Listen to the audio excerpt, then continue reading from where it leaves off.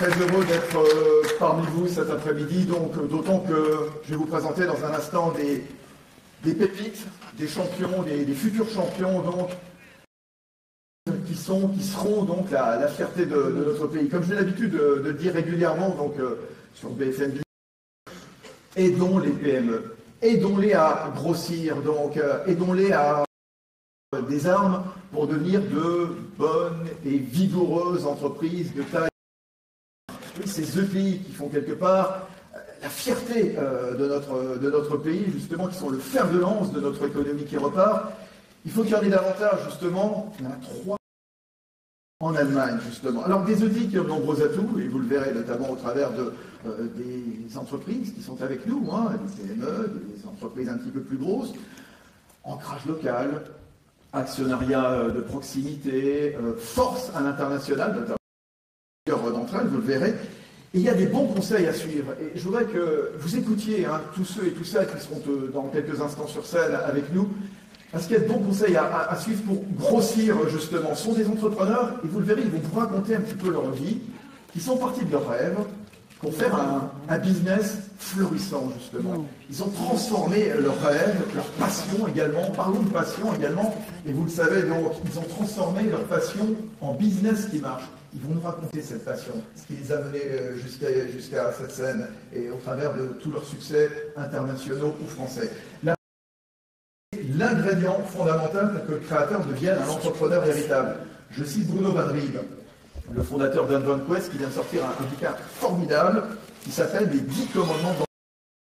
Et ces chefs d'entreprise, que vous allez voir dans un instant, ils vont vous donner de très très bons conseils pour réussir. Et vous verrez que les belles boîtes qui sont là dans un instant, je vais vous présenter, elles ont un point commun, outre la passion qui va nous motiver, qui va nous emmener donc, pendant une grosse heure ici, donc la soif de réussir, le savoir-faire à la fois, la tradition, elles ont le goût des belles choses.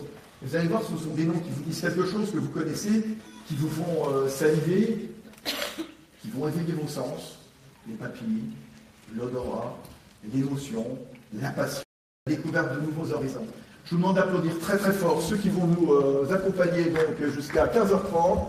Olivier Bossan, qui est repreneur de la confiserie du Roi René, de la maison de Raymond 1830, l'Occitane, Olivier Bossan également, Mourad Boudjelal, le président des Racing Club de Toulon, Charlotte Jourlevor, fondatrice de Ficham, Yves Rigaud, cofondateur d'Emmanuel, spécialiste conseil du voyage en ligne sur mesure, Julia Salou, fondatrice de l'Idéal, et David Sussman, fondateur de Ficham. Installez-vous, s'il vous plaît.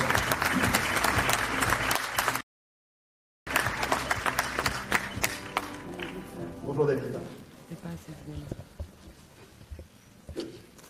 Par lequel on va commencer? Ou laquelle? Je ne sais pas. Voilà. Des hommes et des femmes de passion, je vous l'avais dit. Tiens, est-ce que je dois vous présenter l'Occitane? Non. 40 ans d'histoire, 40 ans de passion exactement aussi.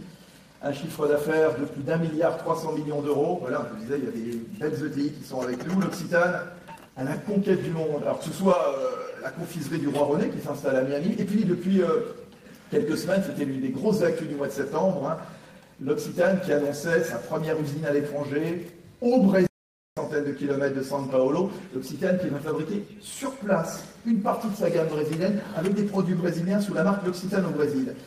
Olivier Bossan se replonge sur ces 4 décennies. Qu'est-ce qui a construit votre identité d'entrepreneur? L'utopie. Je ne peux pas dire l'utopie uniquement. En fait, cette utopie, c'est quoi une utopie? C'est d'essayer de vouloir changer les choses. Et les changer, il y a 40 ans, les changer, c'était pétrolier en 75, donc c'est un peu plus de 40 ans maintenant en Occitane. Donc je ne suis pas jeune, mais j'étais bien jeune à l'époque. Et en fait, vouloir changer les choses, c'est s'engager. Alors, moi je dirais d'abord, aujourd'hui, vous savez tous que c'est la journée mondiale de la vue. Et c'est un peu le hasard. finalement, ça me permettait de peut-être parler des engagements. Un engagement, pour moi, c'était la façon dont on pouvait essayer aux gens, voilà, j'ai envie de mettre du braille sur les étiquettes. Et mettre du braille sur les étiquettes, c'est aussi, bien sûr, ça permet à des gens qui sont non-voyants ou des déficients visuels de pouvoir entrer dans des magasins.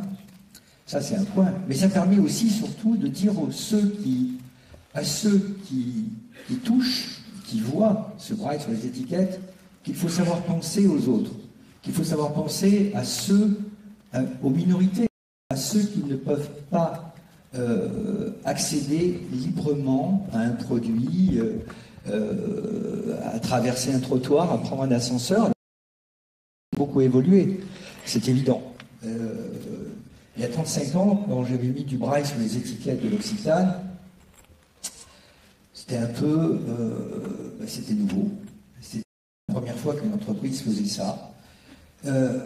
Mais ça permettait aussi de dire, mais voilà, c'est aussi d'aller plus loin et de partager les engagements. Alors je ne vais pas non plus monopoliser la parole parce que je ne voudrais pas parler de l'Occitane. Les entreprises, pour moi, ça a toujours été une façon que ce soit l'Occitane, le Petit Marseillais, Olivier & Co, effectivement, aujourd'hui, avec la reprise du Roi René ou de la Maison Brémond à Aix-en-Provence. Pour moi, c'est pas de dire on va exporter un savoir-faire. Une entreprise, c'est un moyen de pouvoir partager avec le partage. Après l'utopie, c'est un mot fondamental. Lorsque les exemples font, comme je suis le plus âgé de toute façon, autour de ces canapés, il y a une quarantaine d'années, 38 ans à peu près, de mettre en place au Burkina Faso une douzaine de femmes qui sont aujourd'hui devenues 17 000. Mais ce n'est pas c'est pas le produit beurre de karité qui est fantastique, il l'est, mais c'est d'être fidèle au partage que l'on a construit et que ce partage dure dans le temps. Lorsqu'on s'engage, il faut s'engager dans le temps. Et ça, c'est une part, pour une entreprise, l'humanisme fait partie de ce qui est le moteur d'une entreprise. L'humanisme et effectivement cet engagement, avec toujours cette volonté d'aller plus loin, de soutenir. Je suis très engagé aujourd'hui avec les producteurs. Je fais passer les messages comme ça parce qu'on est en Provence, la lavande, c'est l'image de la Provence. Les Chinois qui débarquent à Marseille vont se faire photographier pour des photos de mariage sur le plateau de Valençol, au milieu des lavandes. Mais il faut savoir que la lavande, avec le réchauffement climatique, la lavande est en train de disparaître. Et que être engagé, c'est être aux côtés des agriculteurs. C'est d'essayer de les soutenir, d'essayer de sensibiliser des entrepreneurs, des individus aussi, de les sensibiliser au fait que si on soutient, peut-être que cette lavande ne va pas disparaître. Il faut savoir qu'il y a 30% aujourd'hui de la lavande qui a déjà disparu de la Provence. Et que le soutien, il est bien sûr financier. Alors, c'est vrai qu'une entreprise, c'est du business aussi, c'est de l'exportation. Fabrice l'a très bien dit, on peut exporter dans le monde entier, on peut être au Brésil, effectivement, fait une unité de production au Brésil pour valoriser les ingrédients locaux. C'est valoriser aussi les agriculteurs locaux, c'est les ingrédients locaux. C'est pas simplement de dire on va derrière le Brésil. On fait une entreprise avec le respect des choses qui sont sur place aussi et des êtres. Et pour moi, c'est toute la... Et je vais rendre le micro parce que sinon, je vais monopoliser. et c'est pas le but. Pour moi, c'est ça le plus important. C'est cette écologie, cet humanisme et cette part d'utopie qui est nécessaire parce qu'il faut toujours avoir ses rêves très très forts, s'accrocher, mais pas que des rêves. Que l'utopie, c'est, encore une fois, c'est vouloir changer les choses. Donc, Oui, parce qu'on va j'ai un peu long comme présentation, désolé. Après, bien sûr, on échangera, là, on fait des connaissances avec vous. Utopie, humanisme, s'engager dans le temps. Mourad Boudjelal, s'il vous plaît, la passion, donc leur passion, qui est un peu notre fil rouge. Vous, c'est une double passion qui vous a conduit à être ici avec nous, ici, au Palais des Congrès du Parc Château. Alors, au départ, donc, eh bien, une passion comme entrepreneur dans la bande dessinée, entrepreneur à succès, puis dirigeant du RC Toulon, bien sûr, l'un des dirigeants aussi du rugby français. Vous êtes membre du comité national, donc du comité directeur de la Ligue nationale. La passion, elle vous a tout le temps motivé. Bonsoir à tous. Bonjour, pardon. Bonsoir, parce que c'est tout noir. Oui, la passion d'enfant était d'être éditeur. Moi, j'ai toujours été fasciné par les livres. Je ne sais pas pourquoi. C'est un truc qui vous tombe dessus. Et ensuite, j'ai été fasciné par la bande dessinée à une époque où je pensais être le seul sur la planète Terre à dire ça. Et je me suis rendu compte qu'on était pas mal. Mais je ne sais pas pourquoi, c'est le truc qui vous tombe. Par exemple, depuis que je suis gamin, si vous me mettez 100 dessins, je suis capable de vous mettre le nom des 100 dessinateurs qui correspondent au dessin sans me tromper une seule fois. Je peux expliquer à un dessinateur comment il doit dessiner, comment il doit gérer ses ombres, son ancrage, sa lumière, mais je ne sais pas le faire. Donc en même temps, c'est très frustrant parce que je peux expliquer des choses que je ne sais pas faire. Mais bon, c'est comme ça, je suis né comme ça, donc c'est un avantage et un handicap. Et l'entreprise, sincèrement, je ne sais pas ce que c'était. Moi, je voulais faire des livres. Je ne voulais pas monter l'entreprise. Mais je voulais faire des livres que les gens aiment. Parce que moi, je les aimais bien, mes bouquins. Et puis, je voulais surtout essayer de faire rêver en me disant, moi, je viens d'un milieu très pauvre. Hein, mes parents sont venus en France chercher du boulot dans les années 50. Ils en ont trouvé, mais celui que les autres ne voulaient pas faire. Donc, ce n'était pas des très grands boulots. Et je me disais, donc la culture du prof, c'est se dire, je vais essayer de faire des livres. Et puis c'est pas de gagner, c'est pas de réussir, c'est de durer avant de déposer le bilan, bien sûr, le plus longtemps possible. Alors, le plus longtemps possible, c'était 1 an, 2 ans. J'ai vendu ma boîte à 6 ans, donc ça fait, je crois, j'ai duré 25 ans, 26 ans. Et ça, c'était ma passion d'enfant. Voilà. Mais j'ai découvert en même temps que je faisais des livres, un truc auquel je n'avais pas pensé, mais qui était sympa. C'est que quand on fait des bouquins que les gens aiment bien, on en vend beaucoup. Et quand on en vend beaucoup, on gagne des sous. Mais ce n'était pas du tout le but au départ. Et donc je me suis dit, c'est pas mal quand même, parce que c'est pas mal de gagner des sous, c'est bien. Ouais, parce que j'étais très pauvre, j'étais moins pauvre, puis beaucoup moins pauvre, puis peut-être un peu riche, et j'ai trouvé ça que c'était vachement mieux. En tout cas, c'était plus sympa de vivre comme ça. Et donc, je me suis un peu structuré. Et ensuite, je me suis rendu compte, à un moment, et c'est là que j'ai décidé de regarder un peu ailleurs, que ce qui m'intéressait plus, c'était de faire des livres que les gens aiment, c'était de faire des livres qui se vendent.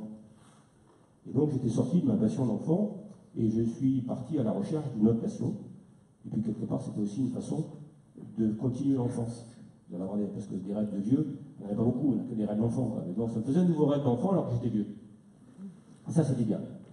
Et donc, on m'a proposé de prendre un club de rugby. Et ce qui m'intéressait aussi, ce qui me passionnait, après j'ai fini, je vais prendre la parole aussi, mais ce qui me passionnait, ils vont tous le dire, ça vous verrez. Ce qui me passionnait, c'était de me voir spectateur d'un truc pour lequel je n'étais pas programmé. Parce que je n'aurais jamais imaginé dans ma vie diriger un club de rugby. Donc je me suis dit, j'ai un chemin, je vais tracer pendant 1 an, je vais prendre un chemin de traverse, comme dirait Francis, et après je reviendrai à mon chemin de base qui est éditeur. Voilà, et ça fait 12 ans que je suis président d'un club de rugby parce que je me suis rendu compte qu'il y avait des similitudes avec ma passion première, à savoir faire rêver les gens, donner du bonheur aux gens. J'ai vécu des moments extraordinaires ces dernières années. Je ne rappellerai à personne qu'on a gagné 3 Coupes d'Europe. En France, on fait doubler 10 finales en 5 ans, je crois, en 6 ans. Donc c'est pas mal, on n'a pas tout gagné malheureusement. Mais il y a des moments très forts d'émotion qui sont beaucoup plus forts que dans l'édition. Et il y a une exception. Il y a un truc qui est très amusant, c'est que dans l'édition, quand vous vendez un bouquin à 62 000 exemplaires, c'est pas mal. Mais vous ne les voyez pas. Là, quand vous avez un stade avec 60 000 personnes, vous les voyez. Et vous les entendez. Donc ça fait une différence assez importante. Et donc c'est une vie émotionnelle extraordinaire, où tous les matins on se dit c'est mon dernier matin, et après j'arrête. Et le soir on se dit bon allez, encore demain, et après j'arrête. La passion, on peut dire. Donc, à tout de suite, Mourad Boudjelal. Tiens, va donner le micro à Charlotte, votre voisine de gauche. Alors, Charlotte Jourdaubon, à la tête de Wishibam. Vous connaissez Wishibam ou pas? C'est une application super sympa. En clair, je vous ai expliqué, hein, vous repérez dans la rue, bien, Diane, par exemple, pour un exemple, qui a de très belles chaussures. Vous les prenez en photo et vous lui envoyez, et ensuite elle vous l'expédie à domicile. C'est ça, je vais bien résumer? C'est presque ça. C'est presque ça. Voilà. C'est une marketplace mode beauté, 2500 marques, Exactement. 1 demi-million de références. C'est pas rien. Oui, c'est un peu ça, c'est le Shazam des chaussures du niveau à Boudjelal, hein, comme ça je l'avais conçu. On parle de passion, Charlotte.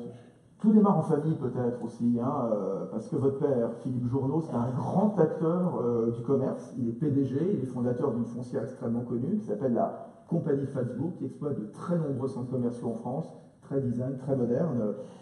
Il a co-créé Zoomdle, c'est une start-up parisienne spécialisée dans la reconnaissance d'images au service des lecteurs des magazines. C'est la passion de votre père qui vous a transmise ou pas? Alors, en fait, je ne sais pas si je vais prendre les choses dans le bon ordre, mais je vais juste répéter ce qu'a dit ce monsieur, qui était que l'utopie, c'était de pouvoir changer les choses. Olivier Bossin, le patron de l'Occitane. Et oui, en fait, j'ai un très mauvais, je retiens très mal les prénoms. Donc, c'est de pouvoir changer les choses. Et moi, ce que j'ai voulu changer, c'est les modes de consommation en ligne. Parce que si on reparle un peu de mon père et de ma famille, ma grand-mère, ils sont arrivés de Tunisie, elle avait une boutique et elle vendait des sous-vêtements, et mon grand-père, il vendait des chaussures. Et puis, un jour, il y a un centre commercial qui a ouvert à côté, et donc elle était paniquée, elle a dit « Mais mon Dieu, c'est un centre commercial, mais je ne vais plus jamais vendre, je peux fermer ma boutique, etc. » Et puis, en fait, on s'est rendu compte que grâce à ce centre commercial, elle a vendu encore plus. Pourquoi? Parce que le centre commercial, il a drivé du trafic, et puis parce que elle, comme elle était sympa et qu'elle aimait ses clients, et ben ce trafic-là, elle l'a converti, elle l'a conservé. C'est moche de dire ça, mais en gros, elle a réussi à fidéliser ses clients grâce à la proximité qu'elle a créée avec eux. Et donc moi, j'ai repris Zoomdle, qui était une application qui était effectivement, qui se voulait être le Shazam de la mode. Donc on voyait quelque chose qu'on aimait dans un magazine, on le prenait en photo, et grâce à une technologie de reconnaissance d'image, on le retrouvait. Et j'ai repris cette entreprise à la demande du coup de mon père, qui l'avait lancée avec des amis à lui et qui s'en sortait pas du tout, et qui m'a dit ça marche pas, j'en ai marre, j'arrête. Et moi je faisais du conseil en stratégie, et j'étais encore plus jeune que maintenant, et je lui disais mais non, mais c'est génial, c'est révolutionnaire, tu comprends pas, ça répond à un vrai besoin, etc. Et donc j'ai établi un plan, et puis il m'a dit bah, soit tu le reprends, soit on l'arrête, et puis très vite je l'ai repris. Et quand je l'ai repris, je m'étais rendu compte que j'avais été très très très naïve, parce que ce que je pensais être un vrai besoin client, c'était en fait mon besoin à moi, mais c'était pas le besoin des gens. Et qu'en fait, il n'y avait pas de traction, il n'y avait pas beaucoup de clients, il n'y avait pas beaucoup d'argent. Bon, la chance qu'on avait, c'était qu'on avait quand même quelques clients qui avaient la spécificité d'appeler chez nous, de demander à être conseillés par certaines personnes de l'équipe, et suite à ce conseil, qui dépensaient beaucoup d'argent sur notre site.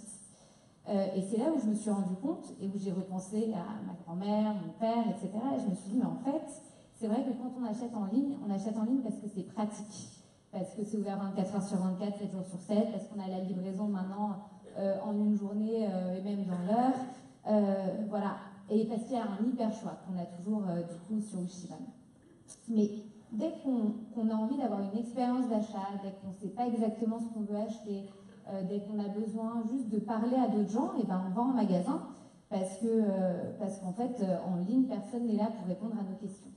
Donc moi, grâce à l'équipe technique que j'avais déjà sur Zoomdle, donc j'avais quand même des développeurs qui travaillaient sur la technologie, on a développé une autre technologie qui permet de digitaliser le vendeur. Et donc en fait, moi, ce que je me suis dit, c'est, si je mets un vendeur sur mon site marchand, j'apporterai un vrai service à mes clients, parce qu'aujourd'hui, personne ne le fait.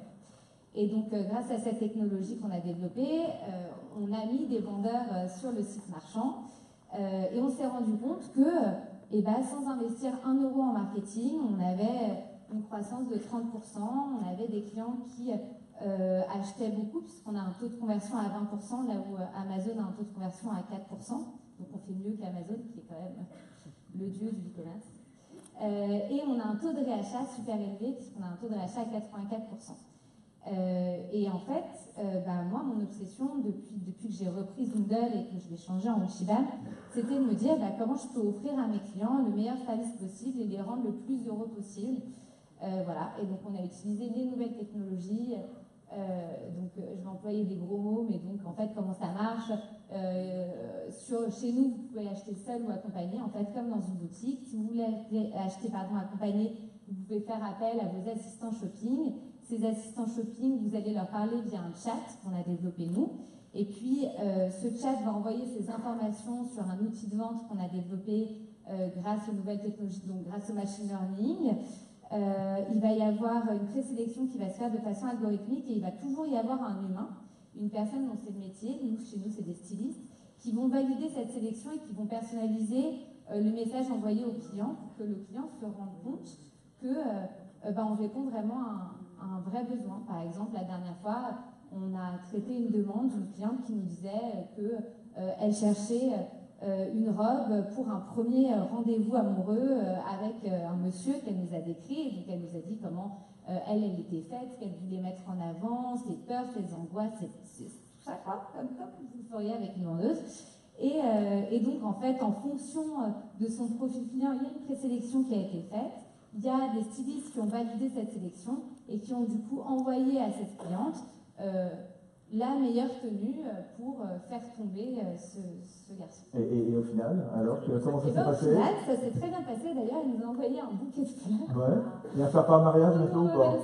Pardon. À faire pas un mariage bientôt? Pas encore, c'était il y a 2 semaines, donc je ne sais pas aller si vite. On peut aller aussi vite, J'ai plus la main dessus. Mais non, en fait, ce qui est hyper sympa, et moi, ce que j'adore dans ce que je fais, c'est qu'on a un reward de nos clients qui est hyper important et que, effectivement, cette cliente nous a envoyé des fleurs et que, dès qu'il y a un client qui nous appelle ou qui nous envoie un mail en nous disant merci beaucoup, vraiment, vous m'avez simplifié la vie et c'est super ce que vous avez fait pour moi, ça nous rend super heureux. C'est du e-commerce humanisé. En fait, ce que je dis, c'est que je veux humaniser le commerce en ligne. Bon, très bien, merci Charlotte, à tout de suite.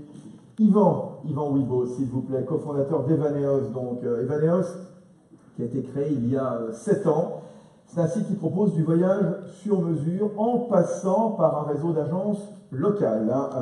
160 000 voyageurs, 1000 agents locaux partenaires, sélectionnés sur 5, 6, 7 continents, je ne sais plus combien en compte de continents, 160 pays.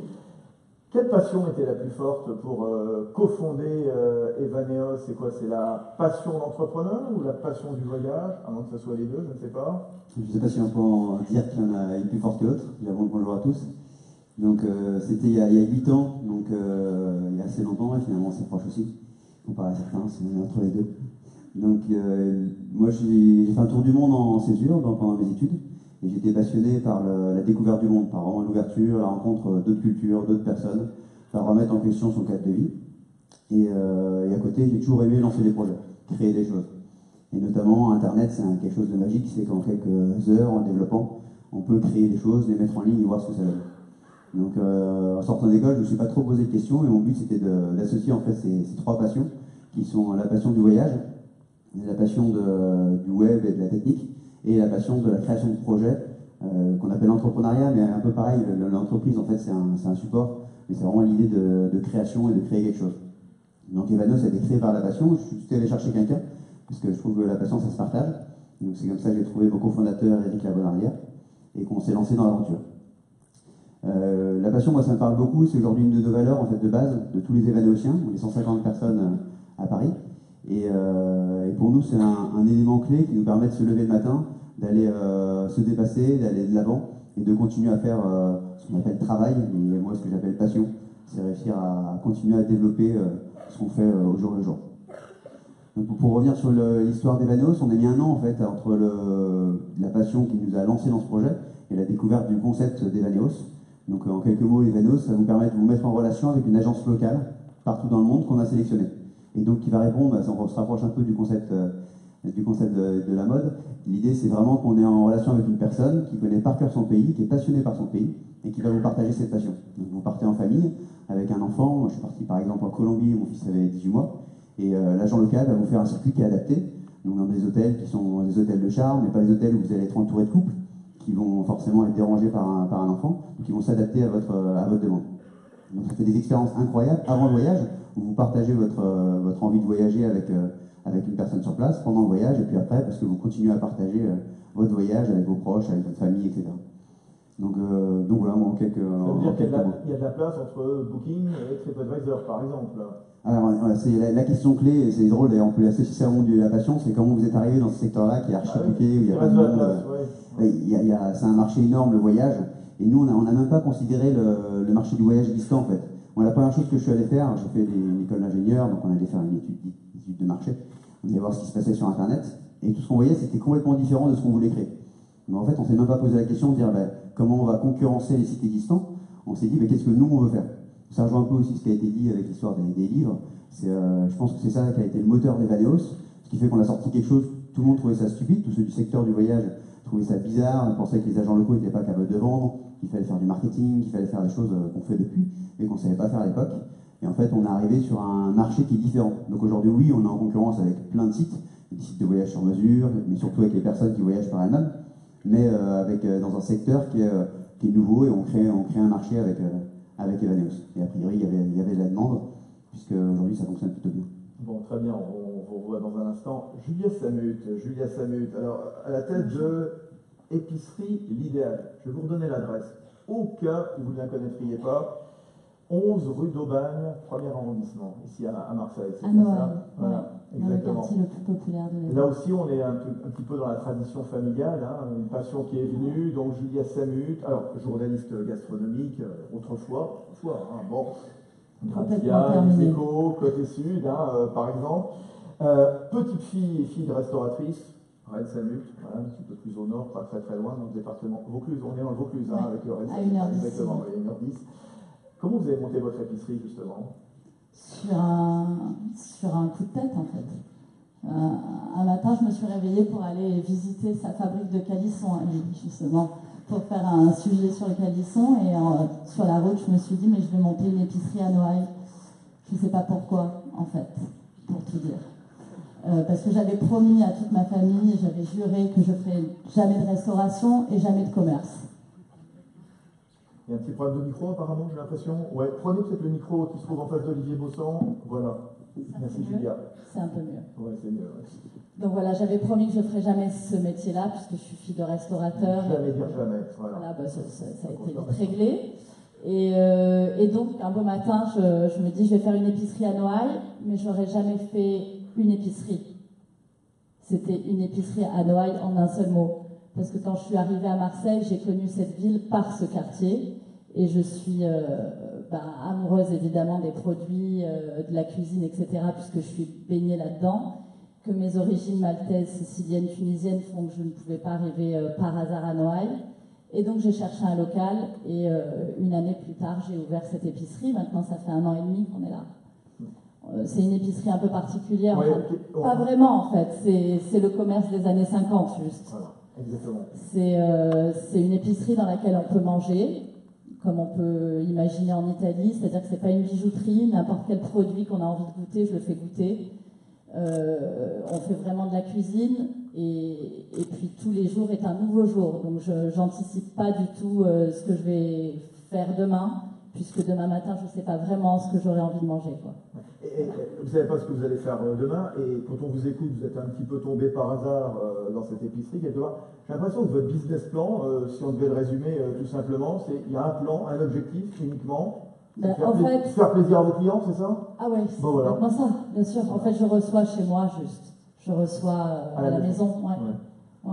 Mais j'étais hyper touchée par le témoignage d'Olivier parce que de commencer de commencer toute cette histoire en parlant d'utopie, ben voilà, ça me rassure, hein, parce que tous les matins, je me dis, enfin, j'ai envie de courir à mon épicerie, parce que j'aimais bien le métier du journalisme, mais ça me touchait pas autant, en fait. Ce qui est extraordinaire aussi, et je me rapproche de ton métier, c'est de voir... moi, il n'y a pas 60 000 personnes dans le stade, mais quand on a 40 ou 50 couverts à midi, ça me fait le même effet que le stade, quoi. On a son cœur qui bat. Ah ouais, c'est extraordinaire, c'est une adrénaline de dingue. Et je comprenais mes parents déjà, hein, dans ce métier de restaurateur, mais là, j'ai compris que c'était une drogue. Donner, partager, ça n'a pas de prix, en fait. Bon, la passion, voilà, l'envie de faire plaisir, justement. On va terminer, on va vous retrouver, David Sussman, prenez le micro, à la tête de Seafoodia, fondateur de Seafoodia, qui est spécialisé dans la pêche, la production, la commercialisation, donc à l'échelle internationale des produits de la mer. 40 000 tonnes de poissons commercialisés chaque année, un chiffre d'affaires supérieur à 120 millions d'euros, hein, c'est ça, David Sussman. En 2016, Seafoodia qui est entré dans le top 400 des entreprises de produits de la mer au niveau mondial. Voilà, juste ça, c'est tout. Ça a démarré il y a 20 ans, dans le Rhode Island. Seafoodia, c'était les prémices, justement, on est aux États-Unis, dans le nord-est des États-Unis, en Nouvelle-Angleterre. Vous vous souvenez de votre première vente de poissons?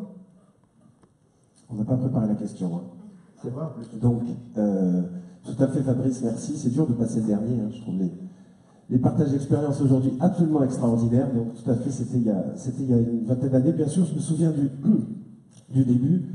Je voudrais revenir sur la passion avant de parler de ça. Donc, moi, c'est un mot qui m'a fortement intéressé quand j'ai été contacté pour intervenir aujourd'hui, sachant que j'ai mis au cœur de notre entreprise, justement, deux mots-clés, l'amour et la passion. Alors, je suis content, personne n'a utilisé le mot amour aujourd'hui.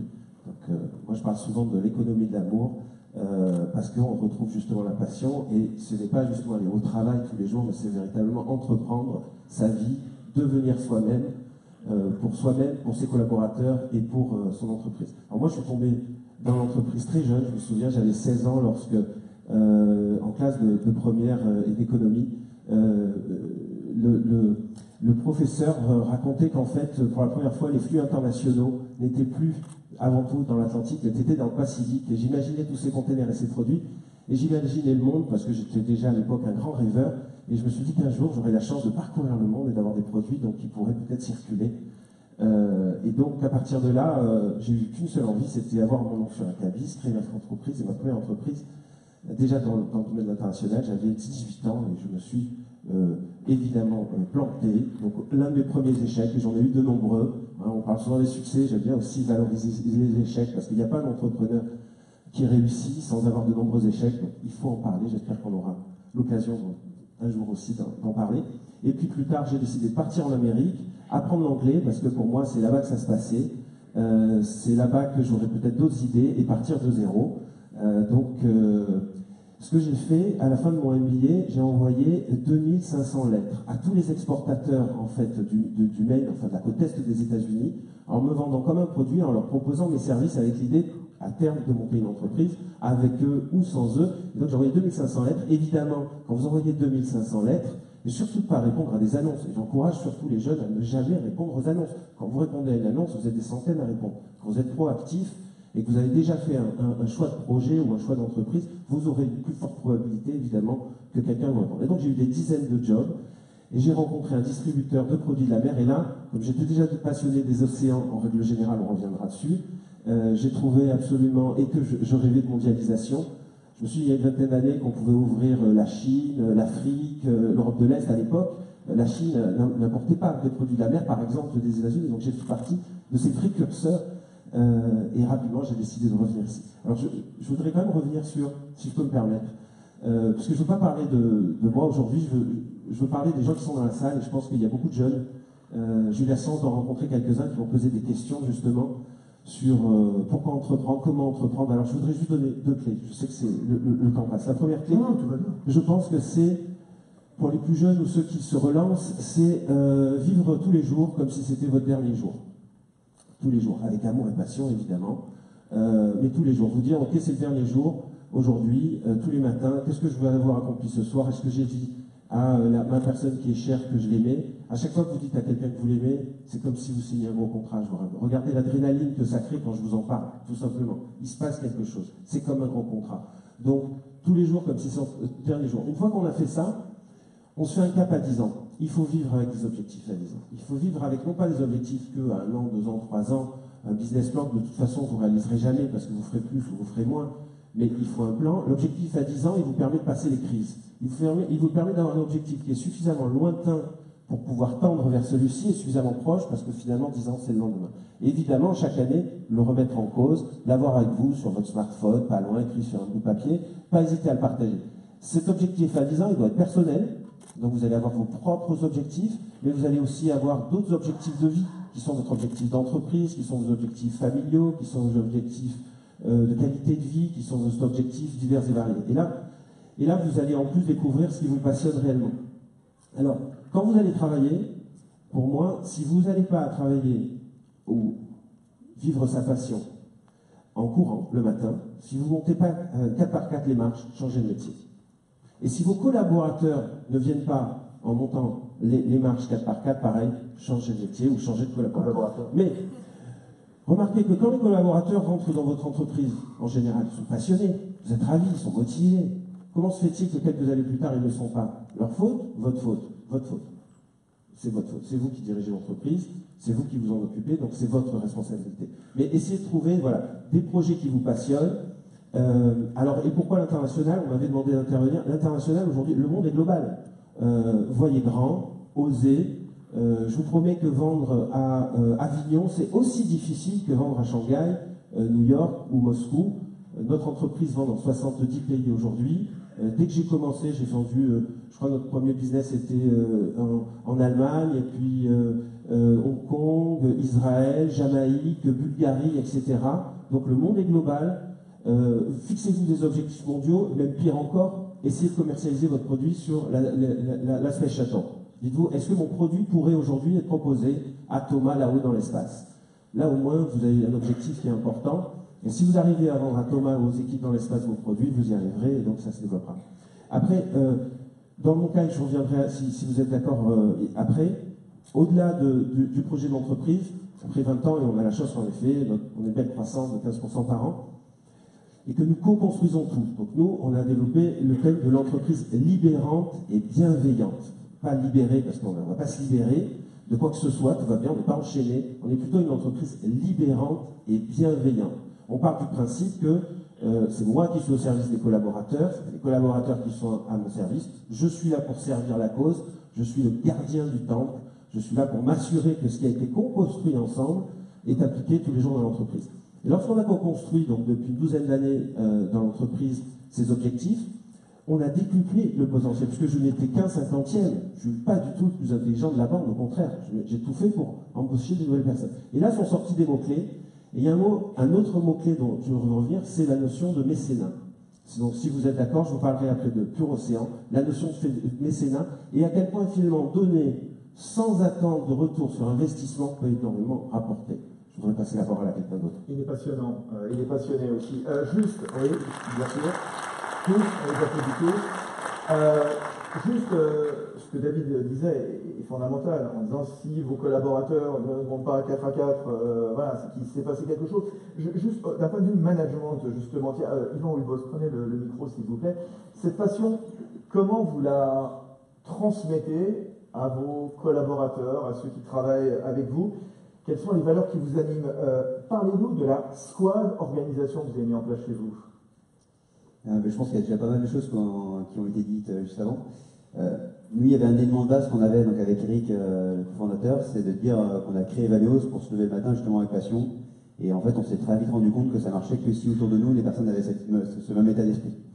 Et une autre chose qu'on a lu très tôt dans des bouquins dits américains, des trucs un peu classiques, c'est qu'il fallait recruter ce qu'on appelle des A. Donc ça rejoint ce que vous disiez, recruter des personnes plus intelligentes que vous. Et on l'a fait très très tôt. Donc on a très vite été entouré de personnes assez incroyables. Et je pense que rien que de faire ça, en fait, ces deux éléments, ça fait que la passion, elle se transmet. Et donc, quand on crée une boîte, on ne sait pas trop dans quoi on s'engage. Nous, on a créé ce qu'on disait une plateforme. Le monde du tourisme et du voyage, c'est incroyable. il y avait une chose dans laquelle on ne voulait pas tomber, c'est un peu comme dans la restauration, c'est que c'est un métier qui peut être très prenant. Et donc nous on s'est dit, ben non, on veut pas intervenir en fait. On veut mettre le voyageur en relation directe avec l'agent local et puis créer un truc qui tourne tout seul. Donc on était persuadés quand on a créé Evaneos que ça allait tourner avec 10 personnes et que ça allait pouvoir grandir infiniment avec les 10 personnes. Voilà, aujourd'hui on est 150, on continue à grandir. Et donc en fait on grandit, on n'a jamais appris à créer une boîte, jamais appris à la gérer, à l'idée des personnes. Et il y a un moment on se réveille, on est une quarantaine de personnes, on se rend compte qu'il y a une hiérarchie qui a été mise en place, une boîte très saine, tout va bien, mais qu'on n'est pas forcément encadré par la motivation des personnes qu'on voudrait. Donc c'est à ce moment-là où on a vraiment changé on a donné un coup dans le gouvernail en disant attention, on n'en va pas forcément dans la direction dans laquelle on veut. Et on s'est posé sur qu'est-ce qu'on voudrait créer comme type d'organisation chez Evaneos. Et là on s'est retourné un peu comme vous, je pense qu'on se retrouve vers les Evaneosiens, on a travaillé ensemble sur qu'est-ce qu'on veut créer avec Evaneos. Et donc on est parti de rien en fait, on a enlevé tous les process, tous les systèmes managériaux qu'on avait en place. Et puis petit à petit, on a reconstruit, parce que ça ne marche pas, une règle, nous, en tout cas pour nous, ça n'a pas marché, une entreprise sans règles. On a recréé les règles qui nous correspondaient. Et donc aujourd'hui, si vous regardez très loin Evaneos, ça paraît classique, et quand vous vous rapprochez, vous vous rendez compte que le fonctionnement de base sont des petites équipes, qui sont entre 5 et une dizaine de personnes, donc qui travaillent ensemble avec un objectif commun, et qui collaborent ensemble, qui utilisent les outils qu'elles veulent, tant qu'elles ont deux obligations, une de communiquer avec le reste de la boîte, et puis deux, d'aller dans l'axe stratégique de la boîte. Mais après, elles sont très indépendantes. Donc on appelle ça des squads, et donc c'est ces petites équipes qui constituent les 150 personnes d'Evaneos. Donc ça fonctionne aujourd'hui très bien, mais si demain on est encore comme ça ne fonctionnera plus. Donc en permanence, surtout, on a un système, on appelle ça l'itération, c'est une de nos valeurs également, qui permet de remettre ça en question. C'est des volontaires de la boîte qui réfléchissent à comment on est organisé et comment faire pour optimiser ça et puis gérer la croissance. Voilà en quelques mots. Comment on transmet sa passion à ses collaborateurs, à ceux qui travaillent avec vous, Charlotte Journobord, Mourad Boudjela, justement? Est-ce que c'est une notion que vous avez prise en compte dès le départ, une des valeurs que vous avez prises en compte dès le départ, en disant, moi je suis animé d'une passion fulgurante, j'ai envie que ceux qui travaillent avec moi fassent la même chose? En fait, nous pour l'instant on est beaucoup plus petits, on est 20. Et en fait, donc, à la base, j'ai repris une entreprise et quand je l'ai reprise, il y avait des gens qui étaient là dans cette entreprise et je me suis vite rendu compte que on ne partageait pas les mêmes valeurs et que donc du coup, si on ne partageait pas les mêmes valeurs, ça allait être compliqué de travailler ensemble parce qu'on ne se comprenait pas. Et donc, en fait, ce que j'ai fait, c'est que je me suis demandé quelles étaient mes valeurs. Et donc, moi, j'ai trois valeurs. La première, c'était l'amour du client, pour reprendre le terme amour, mais pour le coup, je le dis tout le temps.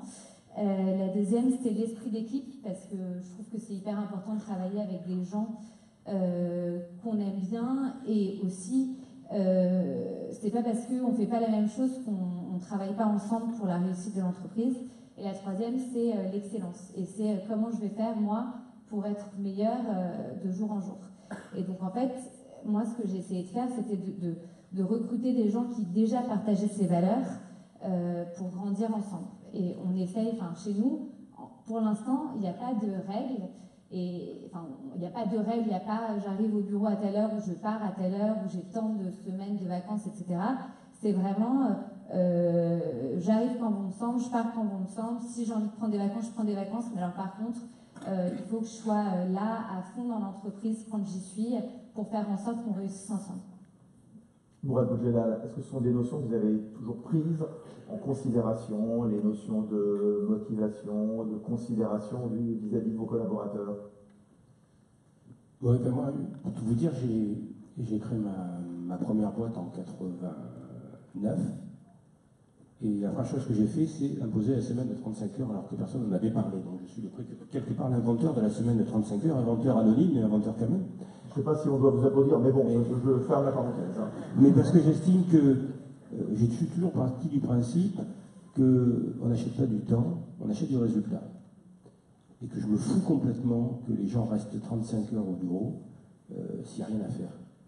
Et que je pense que le travail n'est pas étalé sur une durée fixe, qu'il y a des moments où il n'y en a rien à faire, ça ne va pas se mentir, et puis il y a des moments où il y a beaucoup de choses à faire, des moments où on est très productif, et que toutes ces notions d'essayer de condenser le travail dans des horaires est absolument stupide. Mais ce qu'il faut que vous sachiez, c'est qu'une entreprise, quand vous décidez de créer une entreprise, moi j'ai eu deux tailles d'entreprise. J'ai une entreprise avec 400, 500 personnes. Actuellement, on est 150 avec des personnes qui sont de mon ancienne entreprise. C'est une famille. Vous allez vivre avec des gens avec qui vous avez passé beaucoup de temps, et vous allez vivre la même chose que dans une famille. Vous allez vivre vous allez voir des gens vieillir. Vous ne voyez pas vous vieillir, mais vous les voyez vieillir. Vous allez voir des gens devenir grand-père, père. Vous allez voir des gens mourir, des gens qui perdent des proches. Et vous êtes toujours affecté parce qu'émotionnellement, vous partagez les mêmes émotions que ces gens-là. Le fait de travailler ensemble et de vivre les choses ensemble, ça vous rapproche de façon très forte. Et dans ce concept de famille, eh bien, on va dire la passion du travail. Alors moi, c'est assez simple parce que c'est vrai que quand vous êtes éditeur et que vous travaillez avec des tas de stars et tout, c'est la passion, elle se fait assez facilement, c'est assez ludique. Dans le rugby aussi, parce qu'il y a une telle médiatisation et puis c'est le bonheur de donner aux gens, donc c'est la passion, tout le monde a la passion de donner aux gens. Moi, le plus difficile chez moi, en termes de passion, c'est qu'on fait différents métiers. Il y en a qui sont beaucoup moins valorisants que d'autres. Voilà, c'est sûr que ceux qui s'occupent des joueurs, c'est mieux que ceux qui s'occupent de nos brasseries, que ceux qui s'occupent des boutiques, celui qui s'occupe de conduire le bus. Mais, je répète, une entreprise, c'est une famille. Voilà. Moi, j'ai toujours construit ça comme ça. Je travaille avec des gens. Je ne veux pas qu'ils me disent... Il y a des gens qui me disent, je ne suis pas là cet après-midi, je m'en fous complètement. Voilà, je n'ai pas envie qu'on me le dise. Quoi. Alors, on n'est pas là, je pense que les gens sont responsables et qu'ils sont capables de ne pas venir un après-midi, de le rattraper. Il y a eu quelques temps, on a eu une discussion, j'ai dit, je vais avoir des gens chez moi, je dis, en fait, c'est con de travailler le vendredi après-midi. Parce que ça serait mieux que le week-end, pour ceux qui n'en ont pas besoin, il reste 2 jours et demi. Et ce qui est tout le temps plus con, c'est qu'il y en a plein qui sont là et qui pourraient, une fois qu'ils se sont déplacés, pourraient rester un petit peu plus longtemps pour faire leur boulot et avoir leur vendredi après-midi. Donc je dis, bon, mais ceux qui veulent leur vendredi après-midi, vous vous débrouillez pour me faire les heures des vendredis après-midi dans la semaine, enfin, dans votre temps de travail, et puis vous ne venez pas le vendredi après-midi. Et je me suis rendu compte, en grosso modo, qu'il y a 50% des personnes qui ont opté pour ça, 50% qui ont opté parce qu'ils ont envie de venir le vendredi après-midi pour des raisons diverses et variées, c'est un truc, mais de responsabiliser les gens. Voilà. Une entreprise, c'est une famille avec laquelle vous allez vivre des choses terribles pendant des années parce qu'il y a des moments difficiles. C'est-à-dire quand vous êtes dans une boîte et qu'il y a un membre de l'entreprise à qui il arrive quelque chose, toute l'entreprise est touchée. Toute l'entreprise est touchée, comme dans votre famille, quoi. Et après, vous vous habituez à ces gens, et puis il y a une histoire qui se crée. Et l'histoire qui se crée, c'est autour de nous, c'est autour de cette passion commune qui est de faire rêver les gens, quoi. Voilà. Mais quand on vous écoute, Mourad, en disant, ben voilà, si un de mes collaborateurs ne vient pas, très bien, bon, ok. Il y en a un qui parlait tout à l'heure d'utopie, je crois que c'était Olivier Bossan. On parlait de rêveur également, je pense que ce n'était pas David qui en parlait quelques instants. D'utopie aussi, voilà. Mais est-ce que ça suffit quand même? Parce que j'ai l'impression qu'il y a quand même des choses sérieuses dans l'entreprise. On dirige du personnel, on signe des contrats, on brasse des millions, voire beaucoup plus parfois. Bon, j'ai l'impression que voilà, ça se fait facilement comme ça. Est-ce que ça suffit la passion quand on dirige une entreprise? Ça a l'air simple. Allez, je vais lire sa minute. C'est la clé. Le reste, c'est le point commun à toutes les entreprises. Mais l'entreprise vivante et passionnée, la chance qu'on a, nous, c'est d'être passionné, en fait. C'est qu'on n'a pas cherché des concepts. C'est l'ingrédient fondamental, comme je citais tout à l'heure Bruno von Rive. Exactement, c'est le jus, quoi. C'est la flamme. Bon, mais après quand même, il faut faire des choses sérieuses, entre guillemets. Il faut se mettre devant des livres de compte, il faut recruter du personnel, il faut conquérir des marchés, etc. C'est peut-être là que les difficultés arrivent, non? Oui, mais tout ça je dirais, c'est le schéma global d'une entreprise. Ce qu'il faut d'abord, c'est transmettre les passions. L'amour, les passions, enfin, tous ces mots qui peuvent être comme ça, des mots un peu en l'air, mais je crois que c'est ce qui anime tout le monde. Là, c'est le mot passion, effectivement, le mot amour. Une entreprise comme L'Occitane, c'est à peu près 10 000 salariés dans le monde. Donc, c'est vrai que c'est pas simple de dire on va prendre chacun et on va leur transmettre la passion globale. Il y en a qui arrivent, d'autres qui partent, il y en a qui partent à la retraite, d'autres qui meurent, effectivement aussi. L'important, c'est le fil conducteur de toute entreprise. C'est que chacun porte un bout de la passion.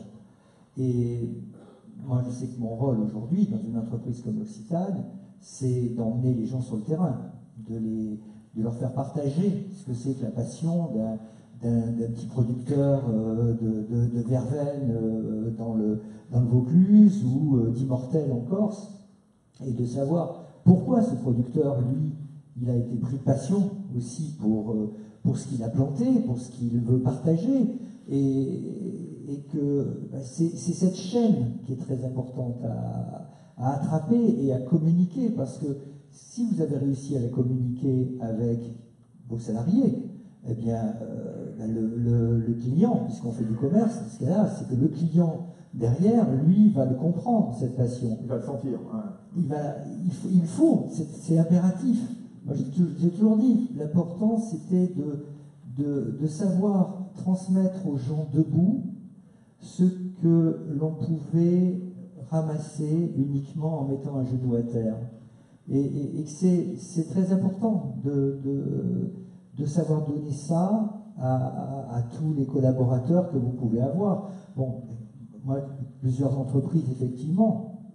Le Roi René en est une entreprise beaucoup plus petite, puisqu'on est une centaine de collaborateurs. Et puis c'est une entreprise qui était déjà existante.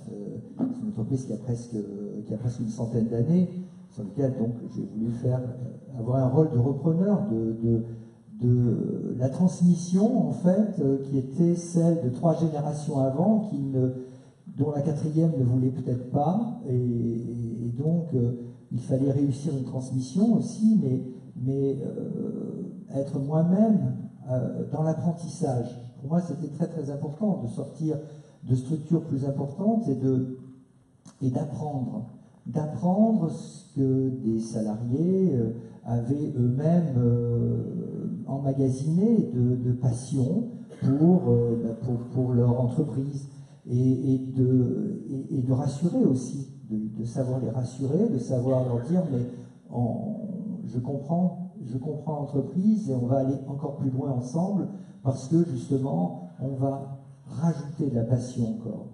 Et ça voilà, on peut être je crois que c'est fondamental d'arriver justement à partager sans arrêt, pas que le business justement, mais partager ce qui est le plus simple possible, et partager un repas avec des gens, voilà, c'est ce que Mourad disait, c'est d'être ensemble à un moment. Vous vouliez prendre la parole, Mourad ? Oui, on parle de passion et on n'est pas toujours compris par les instances. Nous, en ce moment, j'ai reçu un texto tout à l'heure et comme quoi le gouvernement, enfin en tout cas les politiques, ne comprennent pas toujours l'entreprise. J'ai reçu un texto, j'ai dit ok, on prend un risque. Nous, on joue dimanche un match de Coupe d'Europe. C'est notre premier match de Coupe d'Europe, on a une histoire particulière. Et il se trouve que j'ai un nombre de demandes de place de la part des salariés de l'entreprise beaucoup plus important que d'habitude. Parce que pour moi, c'est un bon signe. C'est-à-dire que les gens sont passionnés, ils ont envie de venir au match, parce que c'est leur histoire. Ce match est important pour nous, il faut le gagner pour l'économie de l'entreprise. Et l'État appelle ça des avantages en nature. Il appelle la passion un avantage en nature. Et ça me dérange un petit peu. Comme quoi, on n'est pas toujours compris. Alors, moi, je fais une métaphore avec moi, mais dans d'autres corps de métier, je suis sûr qu'on a l'équivalent, que l'État appellera avantage en nature. Donc, de fiscalité, etc. Donc, on a simplement envie de donner des places aux salariés de l'entreprise pour qu'ils vivent ce moment, qui viennent habillés en rouge et noir, tout ça, et qui crient, qui chantent, et puis que quelque part, le lundi, si on a gagné, eh bien, ils ont la banane, et ils ont envie, et puis si on perd, ils font la gueule. Mais ils vivent avec l'entreprise, et voilà, je trouve ça stupide un peu d'appeler ça avantage en nature. Cette passion, est-ce qu'elle doit s'incarner? J'écoutais tout de suite Olivier Bossan nous parler de ces petits producteurs de lavande, Julia Samu qui a fait travailler aussi des restaurateurs, des producteurs locaux également. Je sais que David Sussman est animé aussi par toutes les valeurs autour de l'éthique, justement, lorsqu'on va aller pêcher, ramasser du poisson au fond des océans, faire travailler comme ça des agents locaux aussi, des acteurs locaux. Est-ce que cette passion aussi, elle doit s'incarner aussi se justifier aussi dans la proximité, dans le savoir-faire, dans le bon goût, finalement, c'est ça qui vous motive, qui peut aussi traduire cette passion? Juste sur le point d'avant, je reviens un peu en arrière. Ah bon, désolé, sur la passion. Pour moi, la passion, il y a une ex-step en fait derrière. La passion, c'est joli, mais il y a l'action en fait qui est derrière. Et je pense que c'est un message qu'on peut faire passer, comme c'est le message que je ferai passer aujourd'hui, c'est vraiment le fait de mettre le pied à l'étrier et de faire le premier pas. Donc l'action c'est le moteur, mais à un moment il faut passer la première. Et ce que vous disiez sur les contrats, sur le côté créer une entreprise, quand on regarde l'ensemble des choses qu'on a à faire, si je vous présente ce qu'il y a chez Vanos aujourd'hui et mon travail, il y a plein de choses, mais on a l'impression qu'il y a beaucoup de choses. Mais ce qui est intéressant, c'est vraiment les petits pas. Et quand j'ai créé mon entreprise, je ne savais pas ce que c'était qu'une entreprise. Et donc c'est la passion, c'est le moteur qui permet de faire le premier pas. Mais par contre, faire le premier pas, c'est passer de passionné à entrepreneur. Et pour moi, c'est vraiment l'étape qui paraît évidente, mais en fait qui fait la différence entre un rêveur, un passionné et un entrepreneur. Et c'est très bien d'être passionné et rêveur, c'est pas du tout une critique. Mais par contre, si vous voulez être entrepreneur, c'est ce premier pas qui est compliqué à faire. Et ce premier pas derrière, tous les contrats, en fait, ça vient une fois que vous avez commencé à y mettre en route le moteur, bah ouais, vous allez mettre la première, vous allez découvrir la seconde, et ça, on itère petit à petit, et puis on apprend.